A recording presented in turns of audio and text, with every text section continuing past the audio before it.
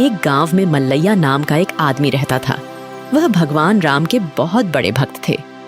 मल्लैया की पत्नी का नाम गौरी है। गौरी आंजनेय स्वामी की भक्त हैं। उस गांव में भगवान राम का मंदिर था। मल्लैया मंदिर के बाहर खाली जगह पर फूल बेचता था। जो पैसा मिलता है उसी से वह गुजारा करता है। मंदिर की देखभाल के लिए एक अधिकारी था। उसका नाम गंगाधरम है। वह पैसों का बहुत लालची था। अरे पुजारी बाबू, क्या बात है? आजकल काम कैसा चल रहा है आपका? पुजारी जी, इस मंदिर में तो बहुत सारे आमिर भक्त भी आते हैं। वो लोग जब आते हैं तब तो जरूर बड़े बड़े उपहार चढ़ाते होंगे, है ना? अरे बाबू, आप तो जानते ही है कि हमारे गांव में सभी लोग दिन मजदूरी का काम करते हैं। इस गांव के सभी लोग भगवान को फूल, फल और प्रसाद चढ़ाते हैं। गांव के ज्यादातर लोग दिन मजदूरी का काम करता है। वो लोग इतने बड़े बड़े उपहार कैसे लाएंगे? हाँ, आपने जो कहा वो भी सच है। देखिए, वो लोग दान नहीं करेंगे तो मैं भी अपने पैसों से मंदिर की मरम्मत नहीं करूंगा, ठीक है? अरे बाबू, ऐसा मत कहो। पिछली बार राम नवमी उत्सव पर भक्तों को काफी परेशानी हुई थी सर। सभी भक्त कल्याण देखने आए थे, पर उचित व्यवस्था न होने के कारण काफी भक्त रामनवमी का उत्सव नहीं देख पाया, क्योंकि मंदिर के अंदर की परिस्थिति बहुत ही खराब है। सीमेंट बालू का टुकड़ा सभी भक्तों के ऊपर गिर रहे थे बाबू। अच्छा ठीक है, आप इतने कह रहे हो तो मैं मंदिर की मरम्मत कर दूंगा। तो गंगाधर पूरे मंदिर का निरीक्षण करता है और वहां से चला जाता है। गंगाधर मंदिर से बाहर आता है और मन में यह सोचता है, मैं मंदिर का मरम्मत तो जरूर करूंगा, पर अपनी जेब से एक भी रुपया नहीं खर्च करूंगा। सुना है इस मंदिर के अंदर बहुत सारे सोने के आभूषण है। मैं एक दिन इन सारे सोने के आभूषणों को चुराकर इस गांव से भाग जाऊंगा। इसलिए गंगाधर ने मंदिर से सोने के गहने चुराने का फैसला किया। वह सही समय का इंतजार करता है। वहीं मल्लैया राम मंदिर के बाहर फूल बेचते हैं। मंदिर में जाने वाला हर व्यक्ति उनसे फूल और पूजा का सामान खरीदता है और मंदिर के अंदर जाता है। भगवान राम की आशीर्वाद से मेरा बिजनेस बहुत ही अच्छा चल रहा है। हे भगवान राम, मेरे बिजनेस में कभी भी घाटा ना आए। उसके साथ साथ मेरे जिंदगी में कितना भी मुश्किल क्यों ना आए, आप हमेशा मेरा साथ रहना। मल्लैया इस प्रकार वह भगवान राम से प्रार्थना करता है। फिर मल्लैया दिन का अपना काम खत्म करके घर चला जाता है। तभी गौरी भी आंजनेय स्वामी की पूजा समाप्त करती है और मल्लैया को आरती देती है। मल्लैया आरती करते हैं। उसके साथ साथ हनुमान भगवान से भी प्रार्थना करते हैं। आपका बिजनेस कैसा चल रहा है? कुछ मुनाफा हुआ है? हाँ गौरी, मुनाफा ज्यादा हुआ, क्योंकि इस महीने मंदिर में भक्त ज्यादा आए थे। बताओ तो क्यों?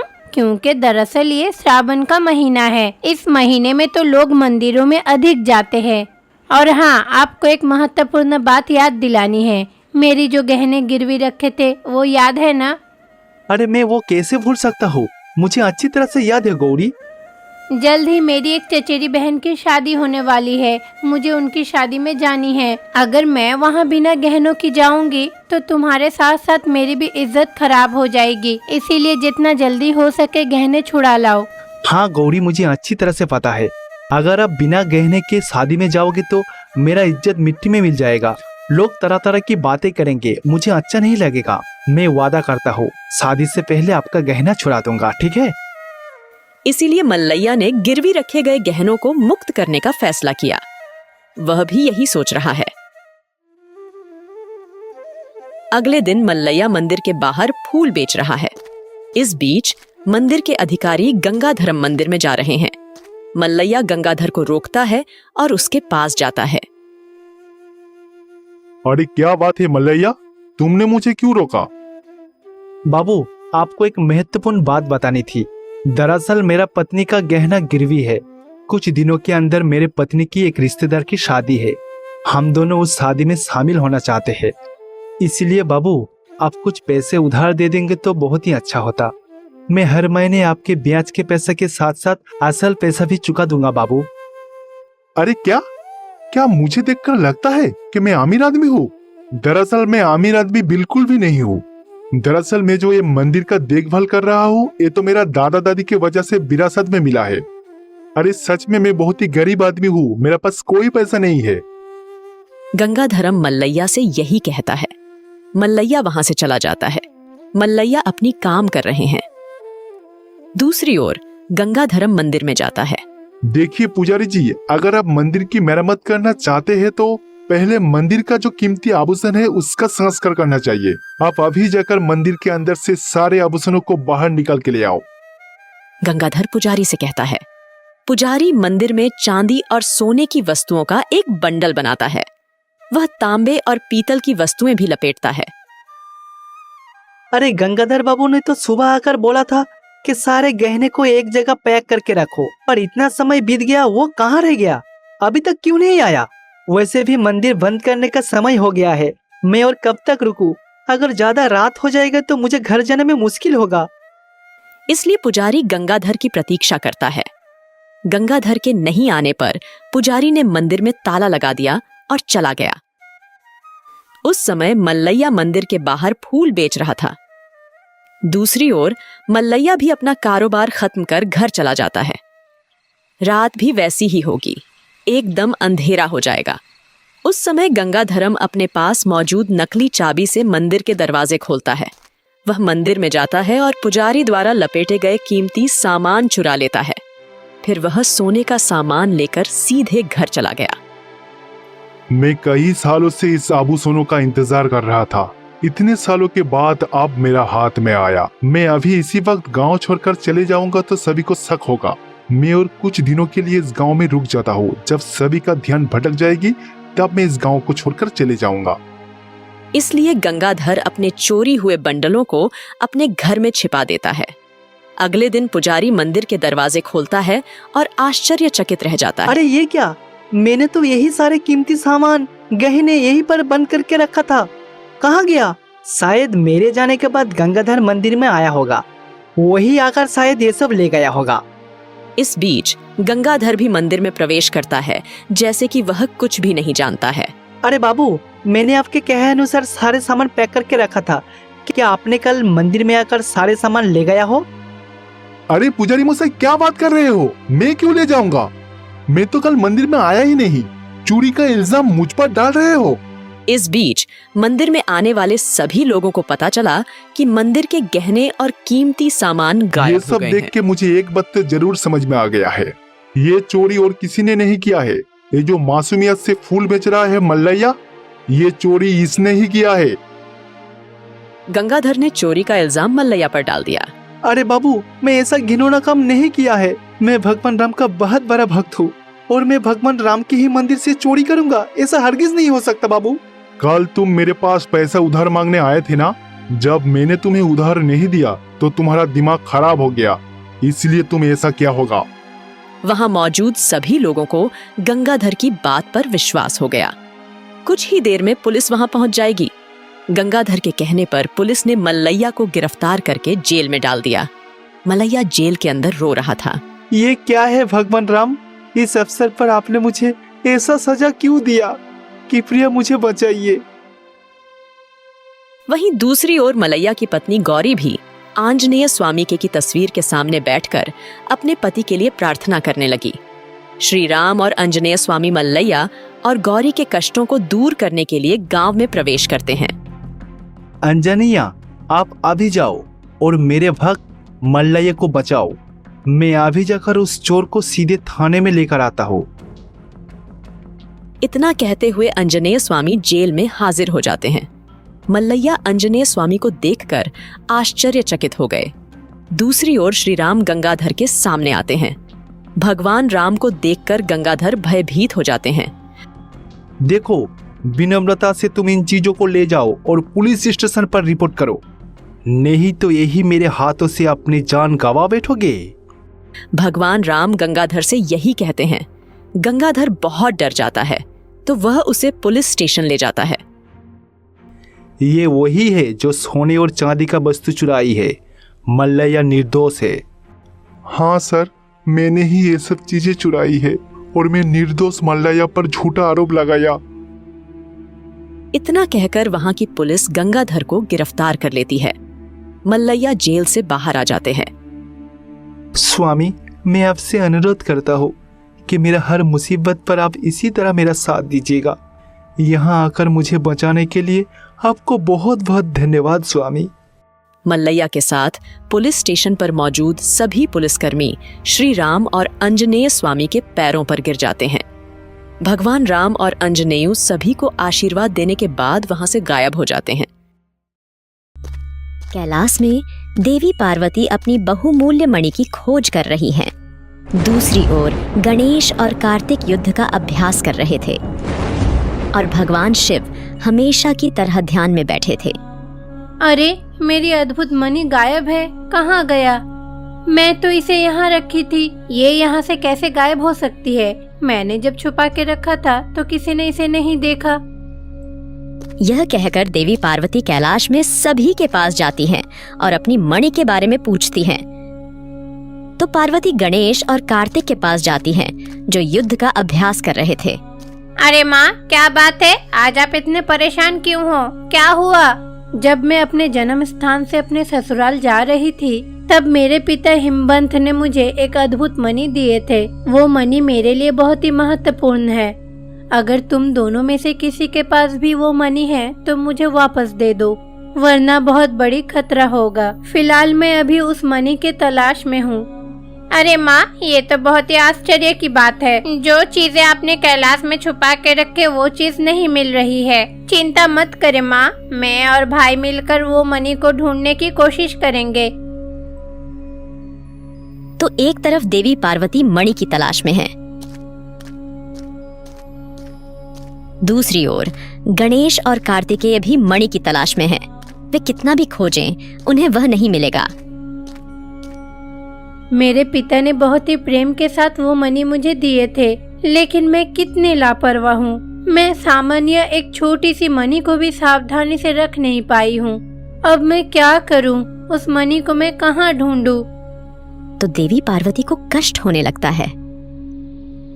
तो देवी पार्वती भी अपने मणि की तलाश में पृथ्वी पर जाती है। इस बीच महाशिव अपनी तपस्या से बाहर आते हैं। अरे पार्वती, पार्वती, अरे पार्वती, कहाँ हो आप? अरे पिताजी, माँ तो अभी कैलाश में नहीं है। नाना जी ने माँ को जो मणि दिए थे, शायद उसी को ढूंढने माँ भूलोक चले गई है। ओह अच्छा, ठीक है, मैं अभी जाकर वहाँ से पार्वती को ले आऊंगा। इस प्रकार भगवान शिव कैलाश छोड़कर देवी पार्वती की खोज में भूलोक चले जाते हैं। देवी पार्वती मणि की तलाश में एक गुफा में प्रकट होती है। अरे स्वामी, आप यहाँ क्यों आए हो? मैं तो सिर्फ आपके लिए उस मणि की तलाश में यहाँ आई हूँ जो मेरे पिता ने दिए थे। देखो पार्वती, मैं जानती हूँ कि कुछ चीज बहुत ही महत्वपूर्ण होती है जिसका कोई मोल नहीं है। कुछ चीजें महत्वपूर्ण होने के बावजूद भी हमें उसे छोड़ देना चाहिए। आपको अपना पिता के बारे में सोचना बंद करके आपको कैलाश में लौट जाना चाहिए। आप कैलाश का देवी हो। अगर मालकिन ना हो तो घर बिखर जाती है। अगर आप कैलाश में नहीं रहोगे तो कैलाश के बहुत सारे कला नष्ट हो जाएगा। चलो पार्वती, अभी कैलाश लौट चले। स्वामी, मैं अपने बहुमूल्य वस्तु की तलाश में हूँ। मैं ऐसे चीज कैसे छोड़ सकती हूँ? मैं कहीं नहीं आऊंगी। अगर वो चीज मुझे नहीं मिली जो मेरे पिताजी ने दिए थे, तो मैं कभी भी घर नहीं जाऊंगी। मैं यहीं रहूंगी। जब पार्वती ने ऐसा कहा तो भगवान शिव बहुत क्रोधित हो गए। इसका मतलब है पार्वती, आपके पास परिवार के लिए कोई मूल्य नहीं है।